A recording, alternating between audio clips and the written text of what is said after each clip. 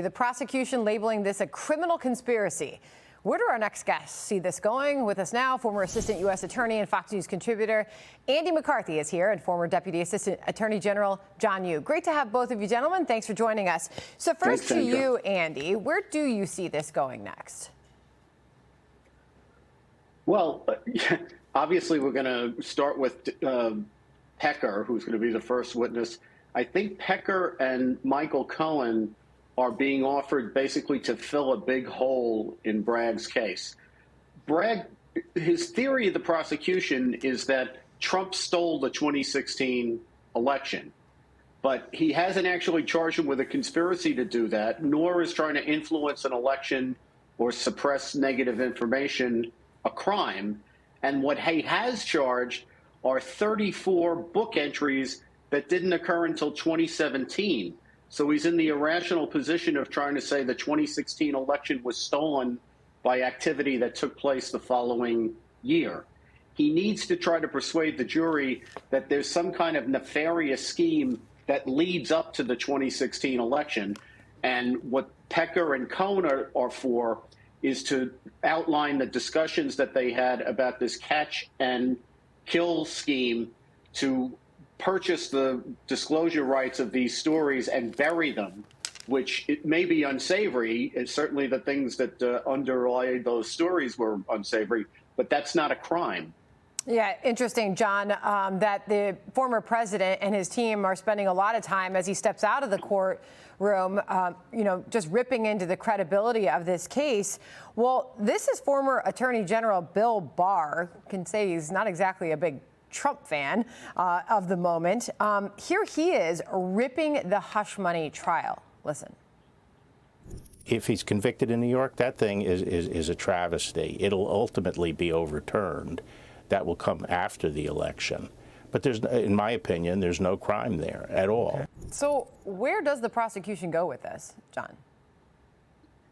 Here's the problem for the prosecution. It's as Andy said, they're pounding the facts because they don't have the law on their side. This is one of those cases where actually Trump has the law, as the Attorney General Barr just mentioned, because the job of the DA in Manhattan is not to police federal elections. It's not the job of the DA to say, I'm going to enforce federal election law and I'm going to punish Donald Trump for things he might have did for a nationwide election. That's up to the U.S. Justice Department. That's up to the Federal Elections Commission. That's why, as I think Andy suggested, you're going to see the prosecution go over in excruciating detail all the sordid facts of this because they don't want the jury to ask, why is it that we're sitting in a New York City courtroom talking about federal election fraud, if any of that existed? This is not the right place and this is not the right forum. So I think Trump and I think Attorney General Barr are right. They have a really good case on appeal to get this overturned, although they may take after the election. Yeah, I mean, and Andy, for the former president's part, when he steps out of that courtroom, what we continue to hear from him is,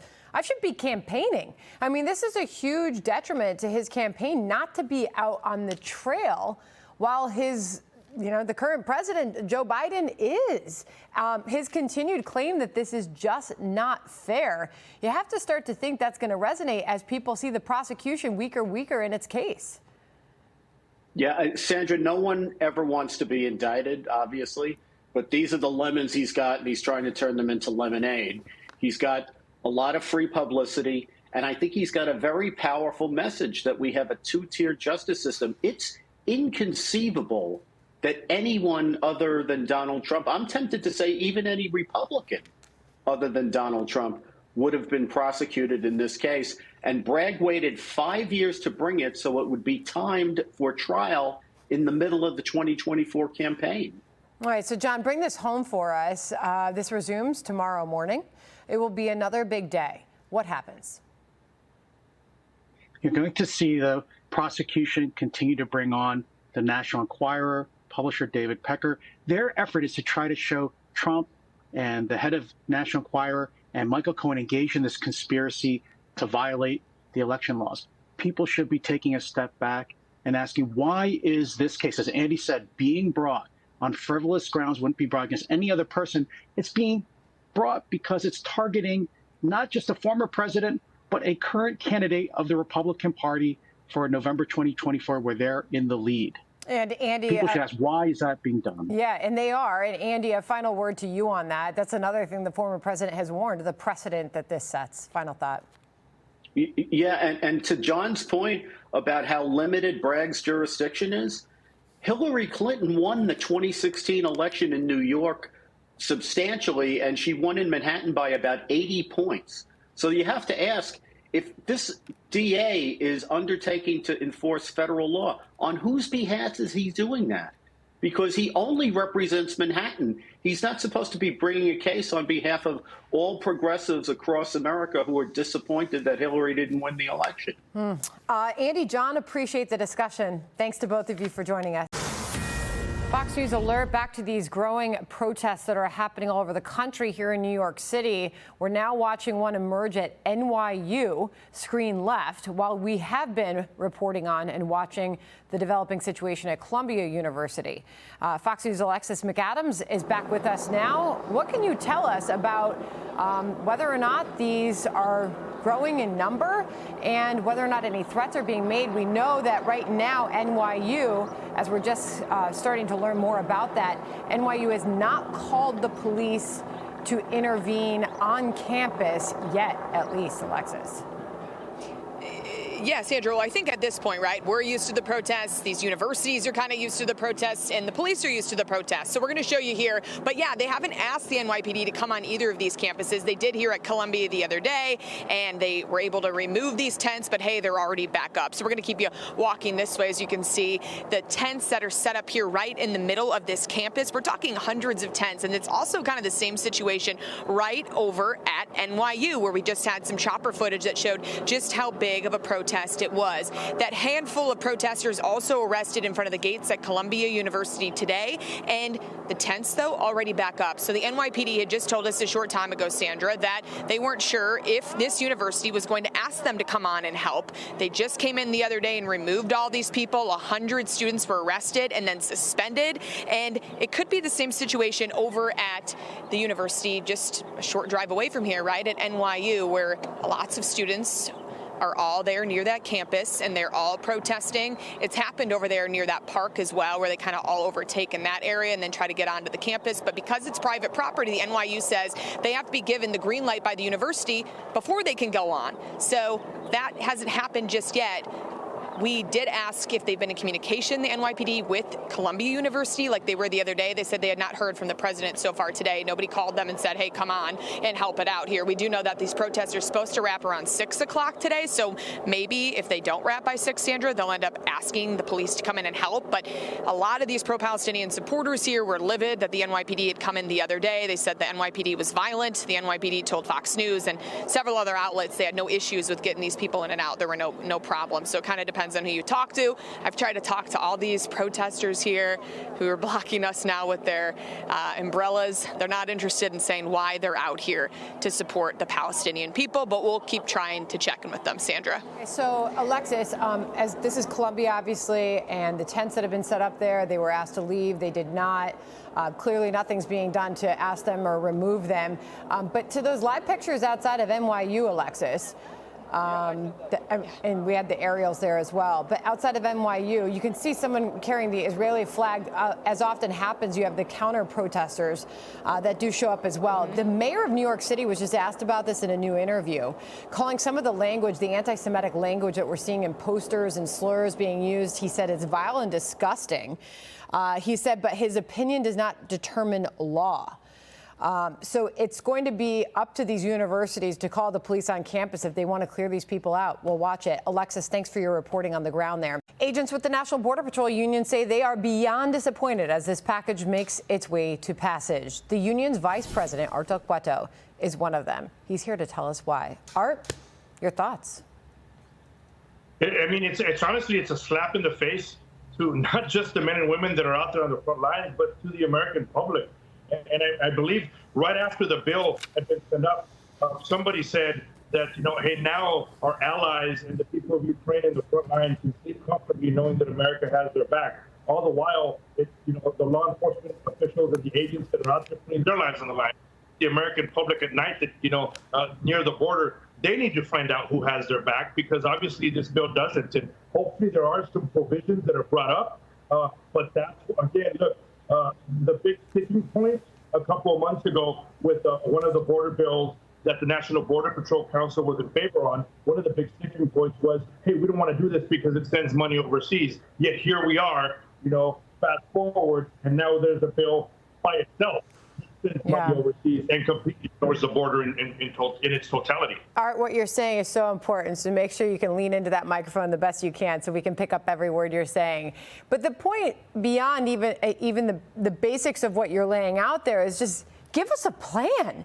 I mean, you all are facing this crisis at the border every single day. You know what it takes. You know the resources you need. Just what's the plan? Those details are vague and rarely ever laid out or given to you. Right, and that's why it's extremely frustrating. Like I said, we've backed up bills before that all we wanted to do was bring them up to the floor, look at them, and make amendments that you can make amendments and fix. But all that has been continuously ignored, but here we are where we're at now. We have a bill that only covers overseas and completely ignores Americans, law enforcement on the line, our borders. It's a complete slap in the face to everybody on that border. Art, if you could, with so much news that is happening all over the country right now, and it being a presidential election year, and we're all over the place. We're coming out of these the protests and the former president's trial happening here in Manhattan. Our eyes are a little bit off the border at the moment. And people depend on those live images to show us what's happening every hour of every day there. How would you characterize this point in the border crisis, Art? It continues to be chaotic, and you're right. Sometimes the news cycle will concentrate on other things, but we need to continuously be talking about it because we don't want it to become the norm. For the longest time, we saw groups that would enter in different areas and people would make a bigger deal out of it. Now, unfortunately, it's become the norm. You're seeing groups and caravans continuously come to the border. You're seeing drugs enter the United States at record numbers. And a lot of people don't talk about it because it's become the norm. It's absolutely not the norm. And at the end, the only ones that are gaining from this, because it's not the Republicans or Democrats that are losing. It's the American public that's losing, and it's the drug cartels that continue to line their pockets because of this chaos that are winning, and that's the problem. And that is a big warning from you. Art Del Cueto, thank you for joining us today. I appreciate your time, sir. So as tensions in the Middle East flare up, how should the U.S. be handling this latest rocket attack on a U.S. base? Former Pentagon official Brent Sadler joins us now. Brent, go ahead and answer that one. How should we respond? Yeah. Well, how we should and how we most likely under the current administration are two different things. How we should respond at this point, not even thinking about what we should have been doing in the months leading up to October 7th and now. But I think a forceful response is required after the locations and the forces that made those attacks, first and foremost, and hopefully that is occurring as we speak. Again, the odds of that under this administration are not as high as they should be.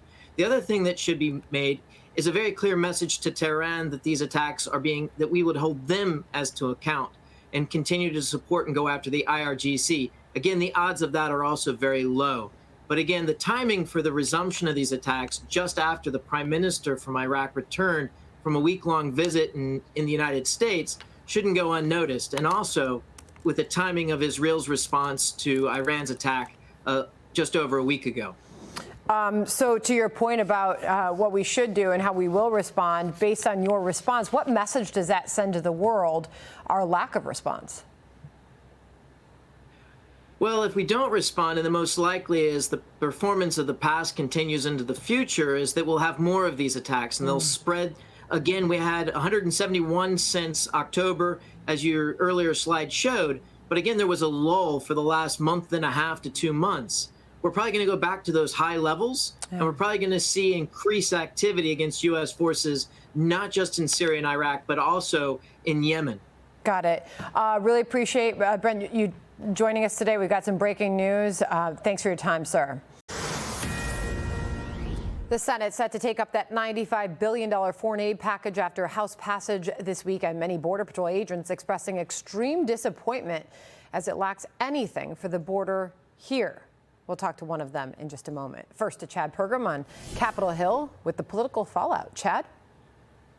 Sandra, good afternoon. The lack of border security is one of the biggest disappointments among conservatives with the foreign aid package.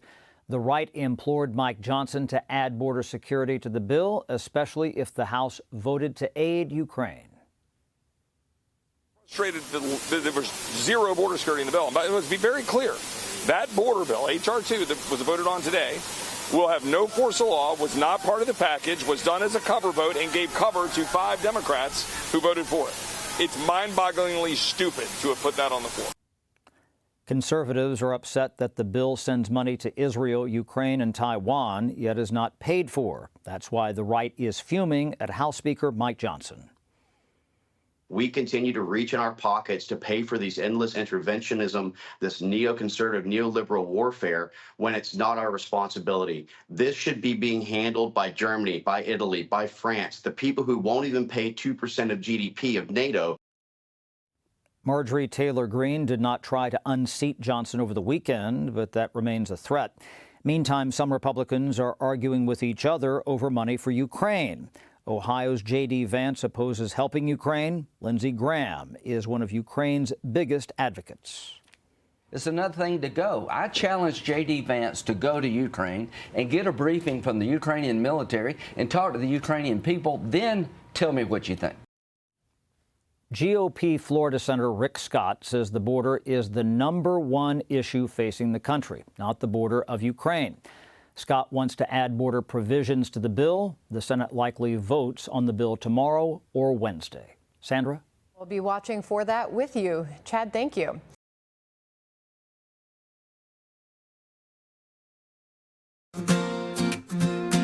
In the soft embrace of morning light, rocky and rugged, hopefully sight, a whisper of promise, a sense so sweet, reviving energy with every heartbeat.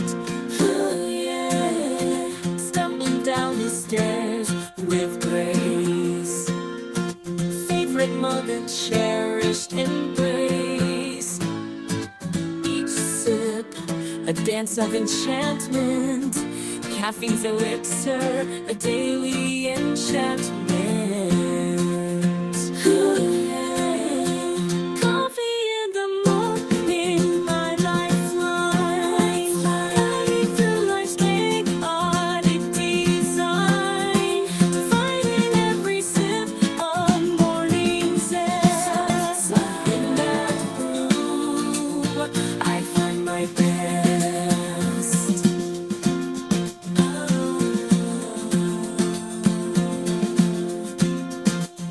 The morning sun, a gentle caress, bathing the world in warmth no less. A symphony of flavors in every pore, awakening senses, a ritual to adore. The kitchen hums a quiet tune as dreams unfold not too soon. Pouring the elixir, stories take flight. In the world of coffee, my spirit aligns. Humble cradled, a vessel of tales. Each sip, a dialogue as morning unveils. Bitterness, a new world of tales. As the day unfolds, a caffeinated tale. In morning symphony, where moments prevail. Coffee, my companion in the sunrise quest. In the ritual morning, my eternal zest. The world awakens, a canvas so bright. In the palette of dawn, a captivating sight. A dance of flavors, a morning trance. In the world of coffee, life's sweet romance.